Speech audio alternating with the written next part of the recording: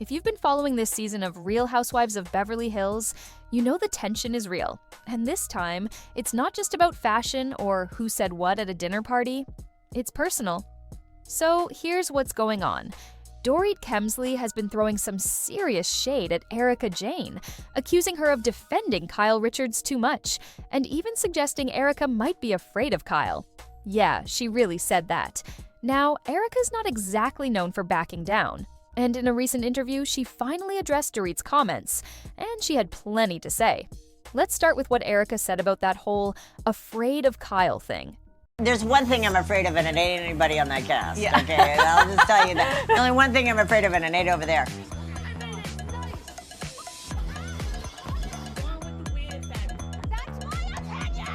I am so excited for you. Thank you. Back on Broadway. How Yes. does it feel?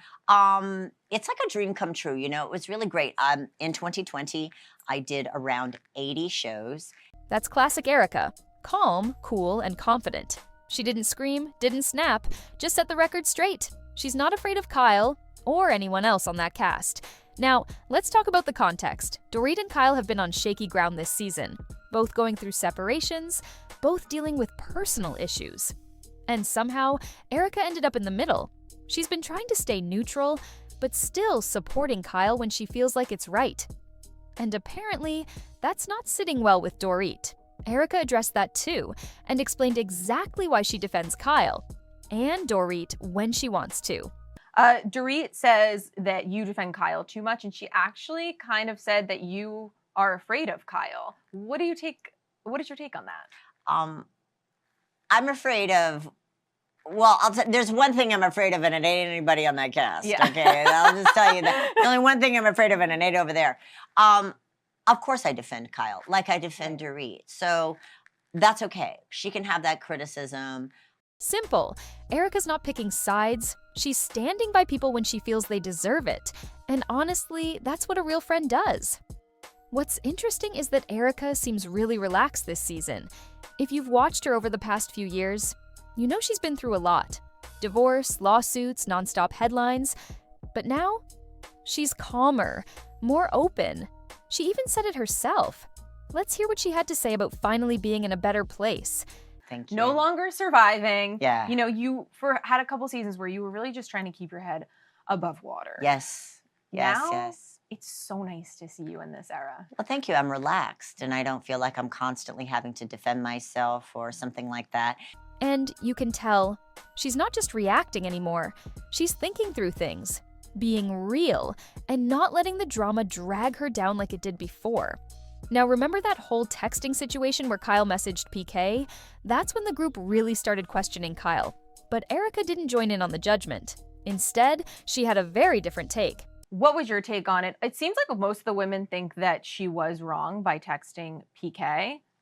I think it's not a good policy. Mm. Once, a couple separates, for me, and I've said this, do I think there was anything inappropriate in that text? No, I do not. Right. I don't like the other ladies sort of filling in the blanks with what they think that Kyle meant. I have a completely different take on it, which you'll find out about. Okay.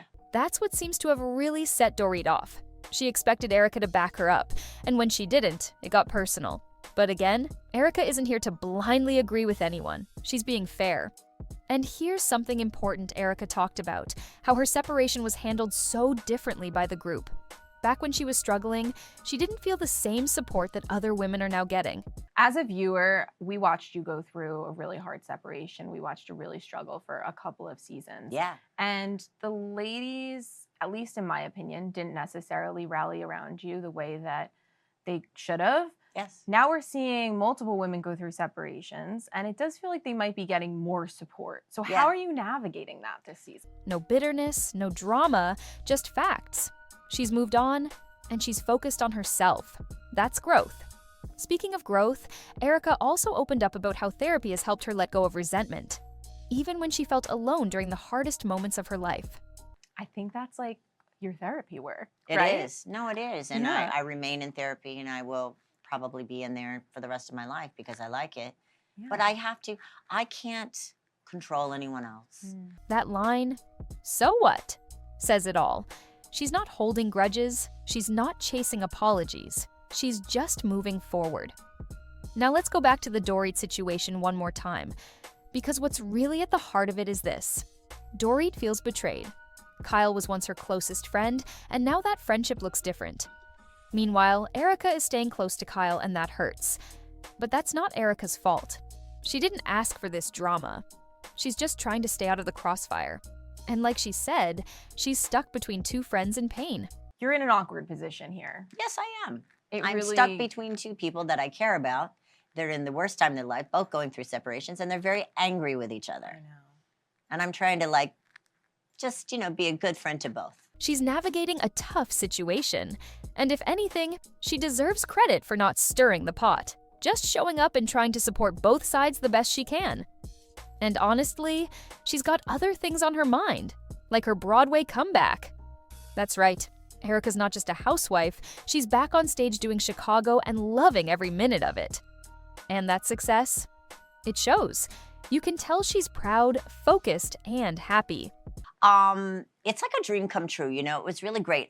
In 2020, I did around 80 shows, and then my run was cut short by about 2 weeks.